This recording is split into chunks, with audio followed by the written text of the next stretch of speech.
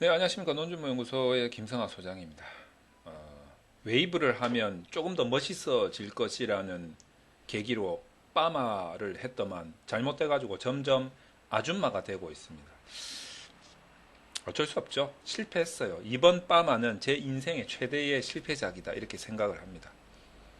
다음번에는 제대로 된 웨이브를 한번 넣어볼 것이다. 이런 다짐을 하면서 오늘도 논문에 대해서 한 말씀 드리고자 합니다. 요즘에 이 11월이 되니까요. 이제 각 대학원에서 논문 지도의 끝을 달리고 있는 경우가 점점 많아지고 이제 완성본을 제출을 해야 되는 압박에 시달림 시롱 곧 논문 심사가 들어가게 될 겁니다. 뭐 대부분의 대학원에서 이런 스케줄을 가지고 있겠죠. 자, 이제 이 과정에서 이 학생들이 애초에 꿈꿔왔던 뭡니까? 학문적인 성취. 꿈을 안고 내가 대학원을 왔네. 자, 그래서 내가 이 학문에 있어서 어마어마한 성취를 하리라. 이렇게 이제 왔더만 대부분의 학생들은 정말 역량이 우수하고 성품이 좋은 이런 교수님을 만나가지고 이 꿈을 달성을 한단 말이죠. 그러나 일부 학생들의 경우에는 왠지 이게 아닌데 하면서 물음표를 세 개 머리 위에 탁 떠올리게 됩니다.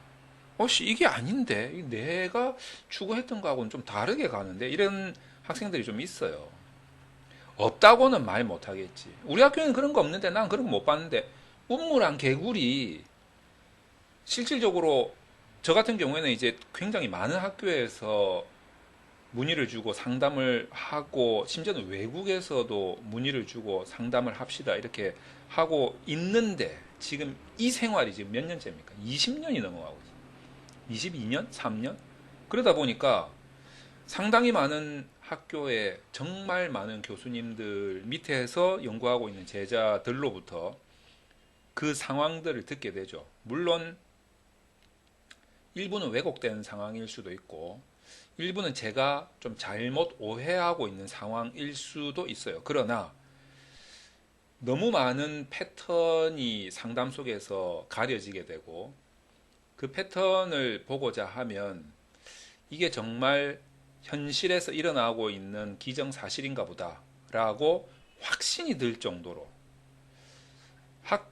일부 학교에서 일부 교수님들에 의해서 학생들이 논문 지도라는 이름 하에 상당히 불합리한 스트레스를 받고 있구나라는 생각이 좀 듭니다. 안타까워요. 심지어는 학생이 불쌍해요. 내가 막 진짜 손을 내밀어서 도와주고 싶지만 손이 두 개밖에 없네. 너무 안타까운 현상들이 많이 일어나고 있어서 이렇게나마 동영상으로 그들을 위로하고 올바른 논문 지도를 촉구하는 그런 목적으로 지금 이렇게 동영상을 아줌마 파마를 하고 나서 찍고 있습니다. 자, 보면 이런 경우가 많아요. 그러니까 저도 곰곰하게 생각을 해봤어요. 이거를 뭐 어떻게 설명을 해야 되나? 도대체 이유가 뭘까? 원인이 뭘까? 대책은 없을까? 이런 생각을 많이 하고 있습니다. 그런데 그 중에서 제가 조금 생각이 나는 대로 좀 말씀을 드리면 교수님들 입장에서 좀 생각해 볼 필요가 있어요. 교수님들 입장에서. 교수님들이 정말 물론 이제 교수님들도 사람이다 보니까 뭐 다 다양해요. 어떤 사람은 정말 태어날 때부터 정말 학자의 DNA를 타고난 교수님도 계시고요. 그분은 평생 교수님의 길을 가야 돼. 이거는 국가를 위해서라도. 그런 교수님도 계시지만 일부는 이제 교수라는 그 명예를 갖고 싶은 거예요. 누구한테나 드러낼 수 있는 명예직이다 이렇게 생각을 해가지고 그 학문으로서의 가치보다는 개인의 영달을 위해서 교수라는 타이틀을 이용을 한다라는 분도 틀림없이 계실 거란 말이에요. 또 어떤 분은 그냥 아무 생각 없이 그냥 하다 보니까 교수가 된 분도 계시겠죠. 근데 대다수는 정말 이 학자의 역할을 충실하게 하고 계시고 그로 인해서 우리나라 이 학계의 수준이 높아지는 그런 계기를 마련해 주시는 교수님들이 대다수다. 저는 이렇게 굳게 믿고 있습니다. 그런데 이제 뭐 온갖 세상 일이 다 그렇지만 항상 예외가 있고 항상 아닌 것이 존재하고 뭐 그런 것처럼 교수님들 중에서도 좀 안타까운 마음을 갖게 하는 그런 행동을 보이시는 교수님들이 계셔서 제가 또 한마디 합니다. 제가 이런 말을 3, 40대에서는 감히 못했어요. 왜냐하면 돌 맞을까봐 못했는데 제가 50이 넘어가면서 가만히 생각해 보니까 내가 이 사회를 중추적으로 어깨에 짊어지고 가는 딱 그 세대가 된 거예요. 그러니까 이제 내가 나서지 않으면 안 된다라는 막중한 책임감이 느껴집니다. 적어도 내가 무슨 뭐 정치인도 아니고 뭐 그렇지만 적어도 이제 이렇게 뭐 논문을 써 제끼는 이런 이제 학계에서 나도 뭐 솔직히 그런 거 있잖아요. 뭐 이도 저도 아니면 그냥 나이로 밀어붙이는 거지만 나도 이제 말할 나이가 됐다라는 생각이 듭니다. 그래서 한번 던져본다라는 거죠. 책임감이 있기 때문에. 교수님들 입장에서 한번 생각해 보자 이거죠. 이 교수님들이 일이 뭘까? 업무가 굉장히 다양하죠. 무슨 뭐 각가지 뭐 이 강의 업무도 있을 거고요. 그 다음에 또 시험 출제 그리고 시험 채점 평가 뭐 이런 업무도 있을 거고요. 그 다음에 이제 뭐 다른 연구의 업무도 있을 거고요. 등등등등 개인적인 업무도 있고 그 중에 하나가 이제 논문 지도와 관련된 논문 뭐 지도라든지 뭐 심사라든지 이런 업무들이 있을 거란 말이에요. 자, 그러면 누구나 다 마찬가지지만 강의 같은 경우에도 계속 뭐 학기마다 똑같은 내용을 얻는 거죠. 그런 분들이 많아요. 뭐 시험도 뭐 했던 시험 또 내고 뭐 이런 것들이 어떻게 보면 연구, 진짜 자기 자신을 위한 연구 빼고는 나머지는 대부분이 다람쥐 책바퀴 돌아가든 루틴화된 그런 반복적인 업무가 아닐까. 그래서 저는 처음에는 이 논문 지도와 심사도 본인 연구와 같이 이거는 업무라기보다는 학술적 가치를 추구하는 그런 진짜 오리지널 연구라고 저는 생각을 했었는데 본인 연구 말고는 뭐 논문 지도나 심사도 그냥 반복적인 업무, 즉 다시 말해서 행정 업무다. 이런 생각이 좀 들어요.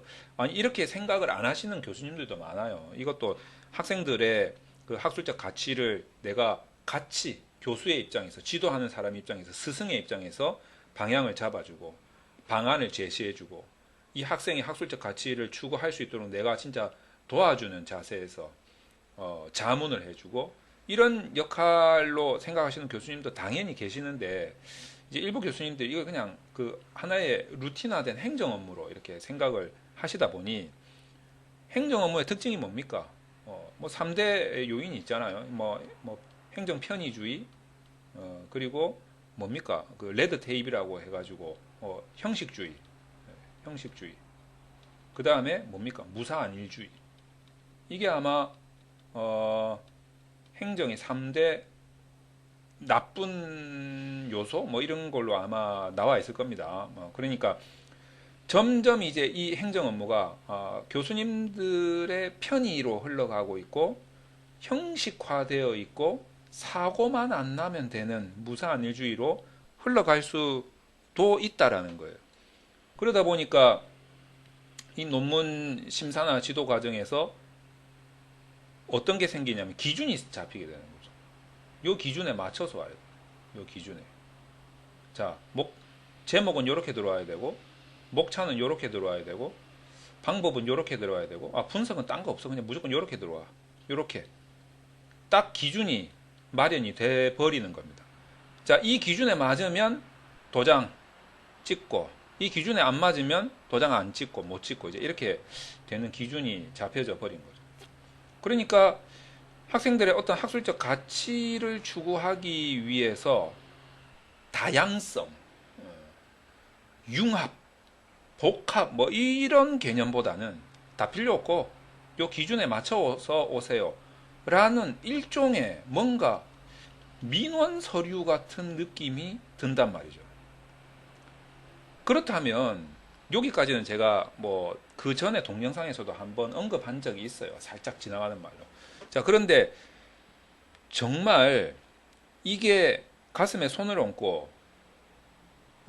내가 교수인데 내가 굉장히 이 부분에 대해서 논문 지도와 심사를 학생들의 학술적 가치를 지향해주고 도와주고 이런 게 아니라 하나의 행정 업무로 내가 지금 생각을 하고 있었구나.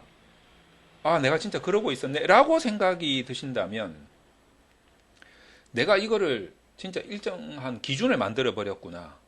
라고 판단이 드신다면 뭐 거기까지는 뭐 그럴 수 있다라고 쳐요. 뭐 이것도 하나의 교육의 일환이니까 뭐 그렇다고 치자 이거예요. 그러면 이 기준을 이렇게 마련해 놨으면 학생들이 논문을 쓰는데 헷갈릴 필요가 없지 않냐 이거예요. 뭐가 헷갈려요? 우리가 흔히 말해서 동사무소, 지금 이제 주민자치센터죠. 주민센터에 가도 뭐 예를 들어 가지고 뭐 때려왔는데요. 이러면 저기 민원 서류에 적어주세요. 뭐 그 서류에 맞게끔 적기만 하면 그 서류가 떼지잖아요. 그러면 그 공무원이 저 민원 서류에 작성해 주세요 했을 때 우리는 민원 서류를 보면 어떻게 작성해야 될지 딱 알잖아요. 너무 뻔하니까 기준이 있으니까. 만약에 이런 식으로 기준이 잡혀져 있다면 학생들은 사실 논문 쓰면서 헷갈릴 필요가 없죠. 이 기준을 제시해 주면 되잖아요. 그 뭐 만났을 때는 학생한테 학술적 가치가 여기 어딘가에 떠 있는 것처럼 뜬구름처럼 이야기를 해놓고 나중에 결국 완성본 들어와서 심사할 때는 이 기준에 맞아 써야 되는 거고. 그러다 보니까 학생들은 어디에 뭔가가 학술적인 가치가 어디에 뭐 있는가 하면서 이제 뜬구름 잡으러 다니는 거예요. 이렇게 뜬구름 잡으러 다니다가 결국에는 보니까 선배 논문이나 그 전 선배 논문이나 요 앞 선배 논문이나 내 논문이나 내 후배 논문이나 똑같아. 기준이 잡혀져 있었으니까. 아니 그럴 바에야 그냥 그 기준을 제시를 해주면 학생들이 논문 쓰기 편하지 않겠냐 이거. 그냥 아싸리 그렇게 기준으로 갈 거면 그러면 굳이 뭐 논문이라는 것이 이런 뭐 어떤 뜬구름 속에 있는 뭐 그냥 형체 없는 뭐 추상적인 뭐 이런 너희들은 감히 이렇게 쳐다도 볼 수 없는 이런 오모하고 오묘한 이런 세계가 있어라고 굳이 설명할 필요가 없잖아요. 그건 이제 너희들이 우리의 세계를 아직 몰라라고 이제 거리감을 두는 그럼 쓸데없는 거리감밖에 안 되는 거예요. 사실 알고 보면 별것도 아니었는데 뭐 이렇게 되는 거죠. 그게 아니라면 적어도 이 학생들의 학술적 가치를 정확하게 방향을 설정을 해주고 대안을 제시해주고 심지어는 뭐 자료라도 좀 찾아서 주는 사실 이렇게 하시는 교수님이 많기 때문에 제가 말씀드리는 거예요. 실제로 학생들 하나하나 원하는 연구를 해낼 수 있게끔 도와줘서 학생의 관점을 바로잡아주고 학생의 시각을 정확하게 포인트를 잡아주고 방향을 제시해주고 대안도 제시해주고 심지어는 어떤 교수님은 자기 딱 등 돌려가지고 어디 갔더라 이러면서 자료까지 찾아서 요 부분에 몇 페이지에 이런 내용이 있더라 하면서 막 보여주고 이런 교수님도 많아요. 제가 상담을 많이 해봐서 안다니까요. 근데 이제 여기 오시는 분들은 대부분 뭔가 문제가 생겼기 때문에 학교 밖에서 자문을 구하려고 하는 거 아니겠어요? 그러면 우리나라에 뭐 대학원생이 한 100명이 있으면 도저히 학교에서 해결이 안 되니까 학교 밖에서 이런 뭐 컨설팅 회사나 뭐 자문해 줄 수 있는 사람 찾아다니면서 노크해 가지고 온단 말이에요. 근데 뭐 그런 학생들이 뭐 우리나라에 대학원생이 100명 있으면 100명 다 그렇다는 게 아니에요. 일부가 그렇다는 거예요. 정말 혼자 해결이 안 되니까 그렇단 말이에요. 그런 사람들이 대부분 보면 교수님이 너는 도저히 안 되겠다 포기 이렇게 해서 오는 게 아니고 이야기를 들어보면 교수님들 자체가 아예 그냥 자꾸 이렇게 뜬구름을 이야기를 하고 있어요. 사실 알고 보면 기준이 있었는데 그러면 그 기준을 이야기해 주시면 된다라는 거예요. 나는 딱 요거 좋아하니까 딱 요렇게만 써와라. 그럼 학생들이 뭐 헷갈릴 필요가 있겠어요? 근데 이제 그 기준을 또 뜯어보면 또 문제가 좀 있긴 있지만. 자, 그래서 사실 그런 부분들 때문에 학생들이 되게 어려움에 빠지는 경우가 많아요. 대부분은 굉장히 훌륭한 교수님들 밑에서 다 행복한 대학원 생활을 하고 계시겠지만 여기서 오시는 분들은 다 문제가 생겨서 오시는 분들이기 때문에 그런 분들의 구구절절한 사연을 들어보면 본인한테 문제가 있는 경우도 있어요. 근데 이제 어쩔 수 없이 대학원에서는 논문 지도 과정이 있기 때문에 지도 교수님의 문제라든가 아니면 이제 어떤 심사위원이 중간에서 이제 자꾸 브레이크를 거는 경우도 있어요. 근데 그 브레이크를 거는 내용을 들어보면 또 안타까운 부분들도 많고 그래서 이제 이런 부분들을 저는 어떻게 생각하냐면 첫 번째는 학교 안에서 해결되어야 할 일이 학교 안에서 해결이 안 되기 때문에 학교 밖에서 지금 이렇게 자문을 구하고 컨설팅을 받고 한다라는 사실 자체가 일단 저도 이제 이 업을 하고 있지만 조금 안타깝긴 해요. 안타깝긴 한데 어쨌든 이제 뭐 정말 학술적인 추구를 하기 위해서 교수님이 야 여기 한번 가봐라 해서 오시는 경우도 있기 때문에 뭐 그렇게 아주 즐거운 마음으로 하는 컨설팅도 있지만 정말 문제가 꼬이고 복잡하고 정말 돌이킬 수 없는 상황이 돼서 오시는 분들은 일부분인데 안타까운 마음이 그지없고 그 중에서도 특히 어떤 교수님에 대한 원인이 있는 경우에는 정말 저까지도 스트레스를 받고 속상한 경우들이 많아요. 그리고 뭐 심지어는 말은 안 하는데 결국 알고 보면 교수님이 지정한 사람한테 통계 분석을 안 맡겼다고 그냥 교수님이 삐져가지고 막 그러는 경우도 있고 뭐 그 뒤에 뭐 어떻게 돌아가는지는 제가 잘 모르겠지만 하여튼 뭐 그런 거 사실 그게 논문의 학술적 가치하고 뭔 상관이 있어요. 뭐 그런 것 때문에 삐져가지고 교수님 막 계속 뭐 그렇게 지적하고 막 트집 잡고 하시는 분도 있고 또 어떤 분들은 교수님이 잘 모르는데 자꾸 아는 척을 해가지고 교수님도 잘 모를 수 있잖아요. 그럼 내가 그분 잘 모른다 하면 되는데 끝까지 그냥 막 아는 척하는 교수라는 그 중압감 때문에 그럴까요? 그럼 뭐 모르면 모른다고 하면 되지 뭐 그거를 가지고 뭐 학생들한테 뭐 쪽팔리는 것도 아니고 뭐 같은 사람인데 뭐 근데 그것 때문에 이제 끝까지 그냥 고집 피우시는 교수님도 있고 아니면은 이제 뭐 하여튼 여러 가지 이유들이 많아요. 예, 보면은 뭐 답답한 케이스가 너무 많아요. 뭐 어쩔 때 보면 교수님이 저보다도 한참 어려가지고 진짜 동생 같은데 가가지고 한마디 해주고 싶은 경우도 많고요. 그래서 뭐 어쨌거나 이 학생들이 이 대학원에 갔을 때는 나름대로 그에 해당하는 등록금을 내고 갔을 거 아니에요. 그러면 이제 그만큼의 교육도 하나의 서비스업인데 교육 서비스업이라고 하지 않습니까? 그러면 그만큼의 교육에 대한 서비스를 받고 있느냐라는 부분에 있어서 현실적으로 못 받고 있는 학생들에 대해서 안타까울 뿐이다. 이런 생각이 좀 듭니다. 또 그런 부분들이 실제로 그 스트레스로 인해서 병이 되는 모습을 봤을 때, 와, 정말 이렇게까지 해야 되나? 라는 생각이 들 때도 있어요. 그래서 제가 누누이 말씀드리지만 우선순위를 명확하게 하셔야 돼요.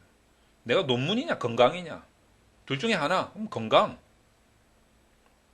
분명히 우선순위를 두고 건강에 해가 되는 정도로 논문에서 스트레스를 받는다면 멈추든가 아니면 그만두든가 뭔가 결단을 내셔야 돼요. 그거를 이제 억지로 조금만 하면 이제 될 것 같거든요. 이제 지금까지 내가 투자했던 시간과 비용을 생각해 봤을 때 그게 아까워서 건강을 잃어가면서까지 곧 절벽에서 떨어지는 줄도 모르고 자기 건강이 그렇게 하는 모습이 안타깝고 무조건 중요한 것은 건강이 중요하다 이런 말씀을 드리면서 그리고 뭐 저 같은 사람도 그런 부분에 대해서 최대한 뭐 보완을 해주고 자문을 해주기 위해서 노력은 하고 있는데 사실 그게 도장 찍는 사람이 교수님이기 때문에 교수님이 어떤 태도를 가지느냐에 따라서 한계가 있을 수 있어요. 뭐 그런 것들을 그냥 옆에서 같이 스트레스를 좀 나눠서 받고 뭐 이런 역할인 것 같기도 하고 그렇습니다. 그래서 학생도 그렇고 교수님도 그렇고 좀 논문 지도와 심사 과정에 있어서 불합리한 요소들 그리고 너무 그냥 형식적으로 되어버린 그런 업무적인 요소들을 좀 쇄신하고 정말 학생들도 좀 뭐 훌륭하지는 않지만 그래도 조금 더 나은 연구를 할 수 있는 그런 풍토가 조성되고 뭐 저희 같은 학교 밖에서 일하는 사람들도 그런 부분에 있어서 기여를 하고 싶은 거지 교수님하고 학생 문제 스트레스 해결하는 이런 조정기구로 해결을 하는 것에 목적이 있지 않다는 거죠. 그래서 어쨌든 그 학술적으로 연구하는 것들에 기여를 하고 싶고 학교도 그렇게 책임감을 가지고 행동했으면 좋겠고 학생도 그 속에서 좀 즐거운 마음으로 기분 좋게 본인 연구를 할 수 있으면 좋겠다. 이런 세상이 되면 좋겠다. 이런 대학원이 되면 좋겠다라는 생각을 말씀드리면서 오늘 그냥 뭐 쓸데없는 소리 한번 해봤습니다. 뭐 쓸데없는 건 아니지. 되게 저 입장에서는 중요하다고 생각이 드는데 자, 뭐 그런 이야기를 한번 해봅니다. 다 같이 논문 쓰시는데 스트레스 받지 말고 뭐 기왕이면 다홍치마라고 즐거운 세상, 즐거운 마음으로 논문을 쓰시기 바랍니다.